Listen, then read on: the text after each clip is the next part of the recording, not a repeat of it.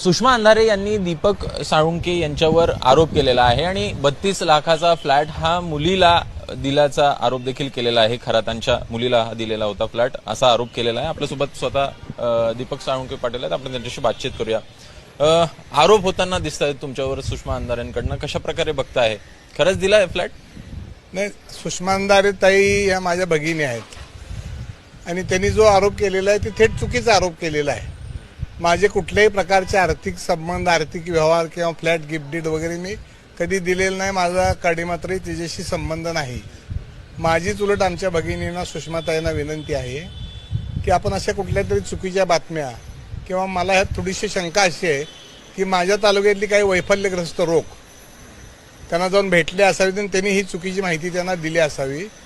आणि ताईंना माझी एक भाऊ म्हणून विनंती आहे की राज्यामध्ये गारपीट झालेली आहे, शेतकऱ्यांचं नुकसान झालेलं आहे, तिथं त्यांनी जावं, शेतावर बांधावर त्या चौकशा कराव्या, शेतकऱ्याला मदत करायचं बघावं। पण ते बोलताना असं बोलतायत माझ्याकडे डॉक्युमेंट आहे, आता असते तर मी दाखवले असते 32 ते 34 लाखाचं घर। आमच्या भगिनींना विनंती आहे त्यांनी ते डॉक्युमेंट दाखवावं आणि ते प्रूव्ह करावं।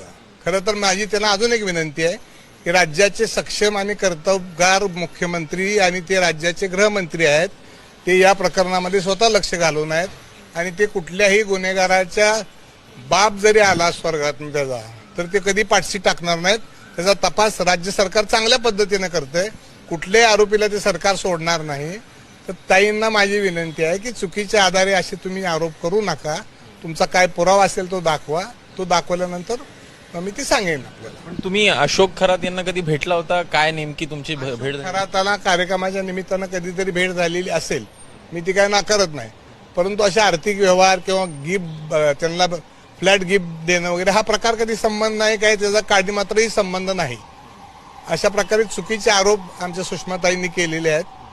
आणि कोण आहे जिल्ह्यातले, कोण व्यक्ती आहेत जे जाऊन सुषमा अंधारेंना भेटले? नाहीत, आमच्या तालुक्यामध्ये काही वैफल्यग्रस्त मंडळी आहेत आमच्या विरोधातली, अशाच कामावर असतात। कुठं काही सापडतंय का आणि दीपक आबाला कुठं आपण बदनाम करायचा प्रयत्न करतोय का, अशा पद्धतीने केलं असावं असं माझं मत आहे। ताईसारख्या जबाबदार बहिणीनं नीट तपासून बघून बोलावं अशी मला त्यांची आपल्या माध्यमातून विनंती आहे। धन्यवाद आमच्याशी बातचीत केल्याबद्दल। ते होते दीपक आबा साळुंके, यांच्याकडनं स्पष्ट करण्यात येत आहे की एकूणच जर का पुरावे असतील तर ते समोर आणावे, अन्यथा माफी मागावी अशा प्रकारची मागणी देखील आपल्याला दीपक आबा साळुंके यांच्याकडनं होताना दिसत आहे।